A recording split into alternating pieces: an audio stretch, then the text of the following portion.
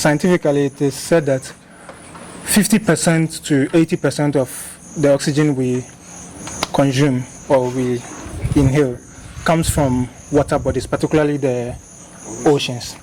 Yes.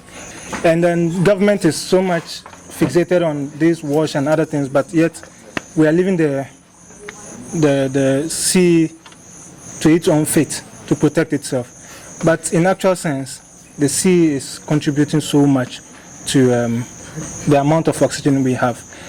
Let's say over here we don't have the sea, but at least we have what we call the wetlands and then dams and wadia. Yes. Yes. These. So I'll draw more on the how do you call it? The wetlands and the dams. These dams and wetlands that we see around. Rather unfortunately, we see the rich. Let me put it that way. Buying them and raising structures on them. If we go around town, you see a lot of fuel stations situated on them. And it's so much unfortunate, to say the least.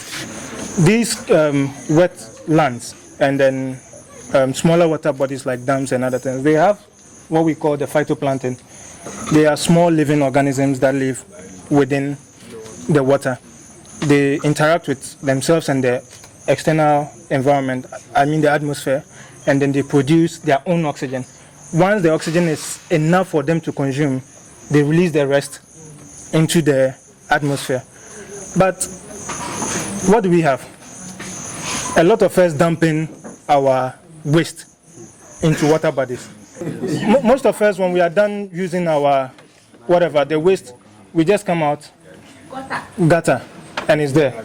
And my brother will help me. I'm sure with town and country planning, every gutter you see leads to a particular end. Yes, and most of these gutters leads to smaller dams and wetlands, if I'm not mistaken. And so when the waste gets there, it chokes the place, and then what happens? The phytoplankton that is there dies off. And so it is unable to produce the oxygen that it is meant to produce.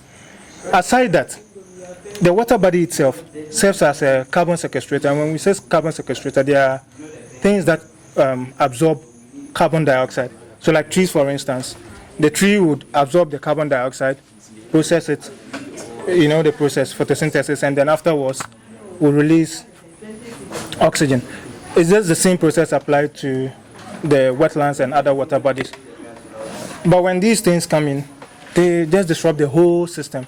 And so I'm advocating that it is about time we don't just pay. It is good that we are paying attention to planting trees and protecting them. Fantastic. But I think it is about time we start looking at how to protect these water bodies and wetlands.